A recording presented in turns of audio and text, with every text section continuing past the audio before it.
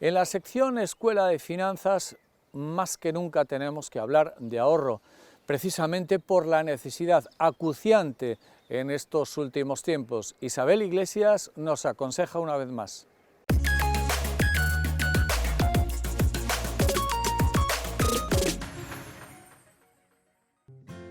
Nunca como en estos últimos tiempos es necesario ahorrar, extremar el control de los gastos y ser eficientes en la gestión doméstica. Isabel Iglesias, planificadora de finanzas, explica en Escuela de Finanzas qué podemos o debemos hacer para controlar gastos de alimentación, combustible o electricidad, entre otros. En definitiva, llevar un control mucho más riguroso.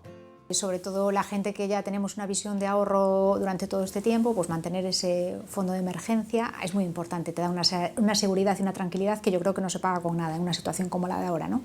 En la que todos los gastos se van indiscutiblemente a subir.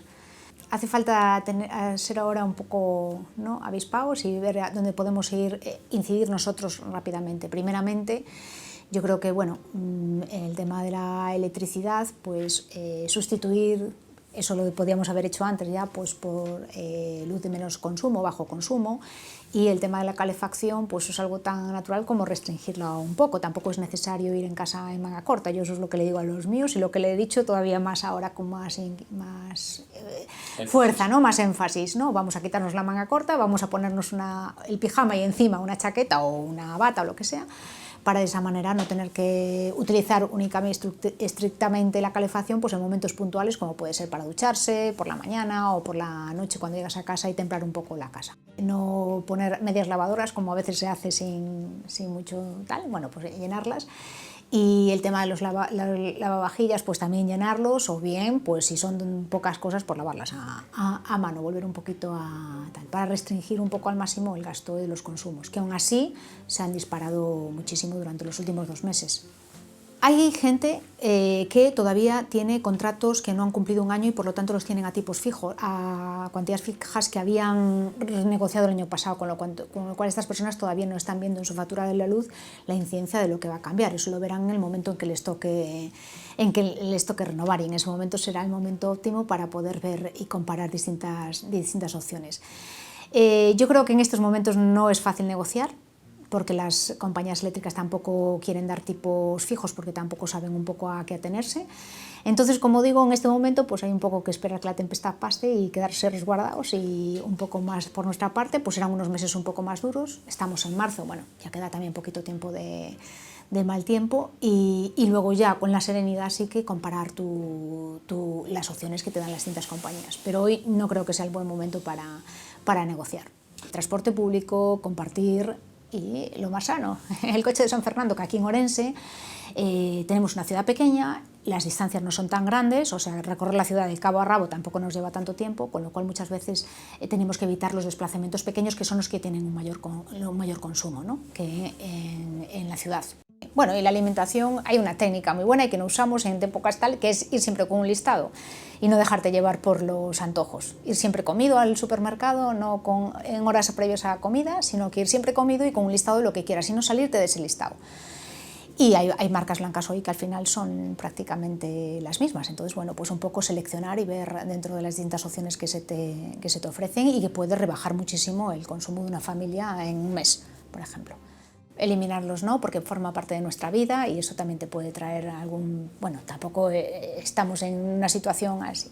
Los que tengan un fondo de emergencia pues podrán ir compensando, y a lo mejor durante estos meses pues tu capacidad de ahorro mensual se va a ver disminuida, pero bueno, vemos que es una situación temporal por culpa de esto. Entonces yo no creo que haya que eliminarlos, sino controlarlos y bueno, maximizarlos al máximo. Sobre todo las personas que tienen un sistema de inversión periódico, que van invirtiendo todos los meses su capacidad de ahorro, no deben de paralizar esa inversión periódica y deben de estar ajenos, porque bueno, solo hace falta salirse un poco del run del corto plazo y ver esto en una perspectiva un poquito más de largo plazo, y esta situación parará. Si estas personas siguen invirtiendo periódicamente como estaban haciendo hasta ahora, cada vez están comprando más barato, cada vez están comprando mejor, y por lo tanto en el momento en que esto pues pueda tener un atisbo de mejorar o de tal, y esto no va a seguir para siempre, vamos. Hablamos ahora de emprendimiento. Nos echa una mano David Martínez para recordarnos algunos escenarios propicios para iniciar esta actividad.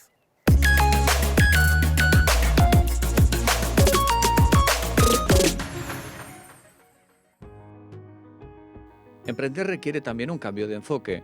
Se impone la marca personal, también la digitalización de los procesos y la transformación hacia modelos de trabajo y de prestación de servicios que no exijan, como hasta el momento, la presencia física en determinados centros de trabajo. David Martínez, presidente de los empresarios y profesionales autónomos, reflexiona sobre estas cuestiones.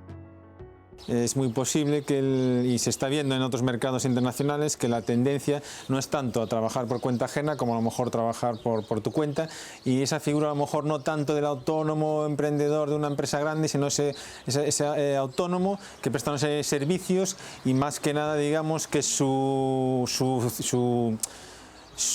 negocio realmente, o sea, su modelo de negocio va a ser su sabiduría y su conocimiento, de tal manera que no sea un producto, sino que sea realmente algo intelectual, por decirlo de alguna manera, ¿no? Lo que toca es trabajos por cuenta ajena y trabajos incluso y actividades como autónomos que van a desaparecer o cambiar en un factor muy amplio. Entonces yo creo que el autónomo tiene que anticiparse. Por otro lado, la tendencia en el mercado anglosajón e incluso en el mercado chino cada vez está llegando ya casi al 50% del autónomo sobre el trabajador por cuenta ajena. Entonces incluso hay que pensar en otro tipo de contrataciones, pero cuando digo contrataciones digo acuerdos mercantiles, o sea, incluso en otra forma de funcionar que no es la tradicional del empresario y el trabajador por cuenta ajena. Yo creo que es un cambio muy importante. ¿Y qué hacer para animar a los jóvenes que sean dueños de sus propias iniciativas, las encaucen y las pongan adelante como una apuesta profesional? Yo creo que está claro, ya lo tenemos todos claro, y además las ayudas van a ir por ahí. Todo el tema digital, o sea, estamos en un mundo digital, incluso se habla ya de un metaverso, o sea, un mundo complementario, que yo creo que es anexo al mundo analógico, ¿no?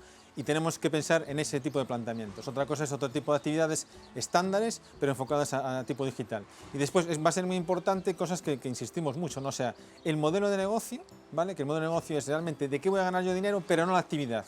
Me explico, yo a lo mejor puedo vender zapatos, ¿no? Mi modelo de negocio es vender zapatos, pero mi actividad puede ser zapatos para niños. Entonces, esa diferencia hay que tenerla muy clara, y ahí es donde entra mucho la digitalización, las nuevas herramientas, la inteligencia artificial y todo este tipo de elementos que hoy están en el día a día y que seguramente tengamos que profundizar todavía más. Esto ha sido un paso muy importante hacia el concepto básico de digitalización, sobre todo al uso de herramientas, pero todavía tenemos que estar preparados para un paso más. Entonces, en este punto animamos muchísimo desde los autónomos a la gente joven a que dé ese enfoque hacia el autónomo emprendedor y ese autónomo digital y, digamos, disruptivo y emprendedor.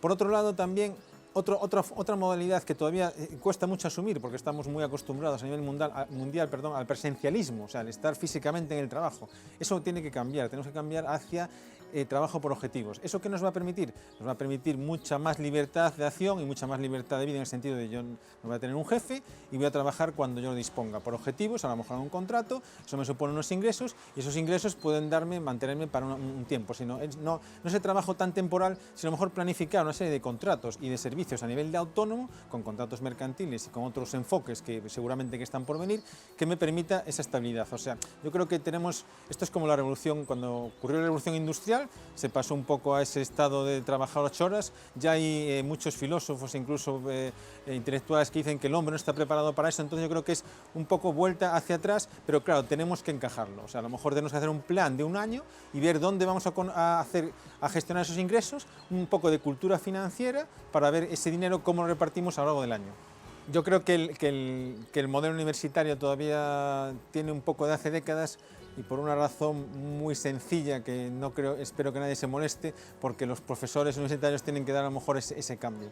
Es un tema estructural, pero creo que esto nos va a tocar a todos y estamos viendo en una época de muchísimos cambios. ¿Qué ocurre? En cuanto el universitario con ganas de hacer cosas se pasa al mundo laboral, se da cuenta que no le interesa el contrato estándar de trabajador por cuenta ajena y ve que puede hacer ese emprendimiento. Entonces aquí aparece una figura ahora muy moderna y los jóvenes, digamos, más vanguardistas, que es lo que se denomina el nómada digital. O sea, entonces hoy, por ejemplo, desgraciadamente está ocurriendo en España, muchos de nuestros jóvenes viven en Portugal y están trabajando en España vía digital, vienen y van. Entonces yo creo que ya ese atarse a una zona, a unos horarios y a un trabajo, ya hay una gran cantidad de jóvenes que lo han asumido y están en esa fase, ¿no? De cara al futuro, pese al cambio de modelo que se está produciendo, David Martínez cree que habrá que esperar entre 5 y 10 años a que se consolide la tendencia.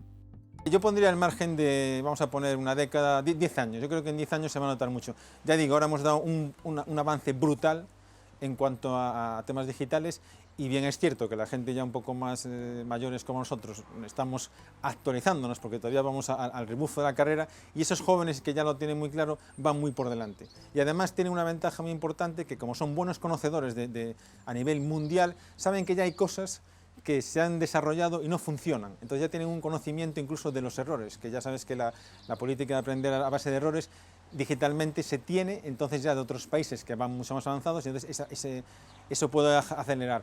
Vamos a ser optimistas, pero yo creo que entre 5 y 10 años se va a notar muchísimo el cambio. Uno de los edificios más singulares de Ourense está en la Plaza Mayor. Nos referimos al conocido como edificio Fermín García. Tiene nuevo dueño y tiene promesas de tener una nueva vida. Se prevé ahí un proyecto interesante de rehabilitación.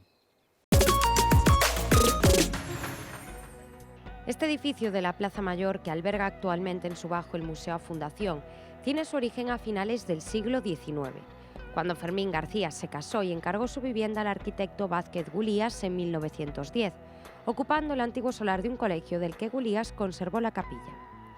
Esta vivienda, que conserva intacta su primera distribución, ha sido adquirida por Carlos Dorado para ser convertida en un edificio de residencias de lujo.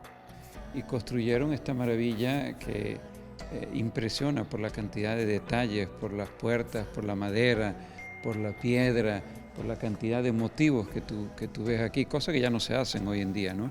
Lamentablemente, como todo en la historia, se fue con el tiempo, los herederos, después se abandonó un poco. Y un poco el reto es ese, ¿no? Ver cómo logramos conservar todo lo que se pueda conservar, que es un poco nuestra historia, y al mismo tiempo darle ese modernismo, ese vanguardismo, para hacer un poco de historia, ¿no? Para Dorado este proyecto es especialmente significativo, ya que nació y se crió a escasos metros del inmueble, y tras haber construido y reformado distintas edificaciones a lo largo y ancho del mundo, se atreve ahora con este reto, quizás el más especial de su vida. He hecho construcciones en Madrid, he hecho construcciones en Estados Unidos, en Miami, he hecho construcciones en Bahamas, en Italia, ahora estoy haciendo unas construcciones en Grecia, pero nunca había hecho nada donde yo nací, donde me crié, ¿no? Y para mí es muy sentimental el hecho de tener la oportunidad de poder hacer algo bonito en Ourense. La idea inicial de dar los permisos correspondientes patrimonio es la siguiente. Vamos a hacer dúplex, mirando un poquito a la plaza, el edificio está muy iluminado y yo creo que deberemos aprovechar mucho esa iluminación. Queremos meterle cosas también modernas, yo quiero ponerle un gimnasio, yo soy un amante del deporte y creo que siempre es bueno, quiero poner esas piscinas que uno nada contracorriente, ¿no? Porque creo que hay espacio para poder hacer eso. Hay un jardín precioso en la parte de atrás que en verano estoy seguro que va a tener una utilidad inmensa. Y la idea es esa, hacer nuevos apartamentos. ¿A quién se los vamos a vender? No lo sé. Primero hay que hacerlo y después hay que venderlo. Pero sí queremos hacer un estilo de un poco la historia de Galicia. O sea, lo antiguo que podamos conservar y darle mucho modernismo, en lo que se le pueda dar modernismo, que es un poco nuestra historia, el pasado y lo que queremos ser en el futuro. El objetivo es que esté terminado en 2025, pero ni el propietario ni los arquitectos tienen prisa alguna, ya que se trata de una obra delicada y de grandes dimensiones. La idea, si todo marcha bien, es que las obras comiencen en octubre de este mismo año. Echamos la persiana en el programa de hoy. Gracias por habernos acompañado. A la vuelta de 7 días nos vemos de nuevo en Las Cuentas Claras. A disfrutar, amigos.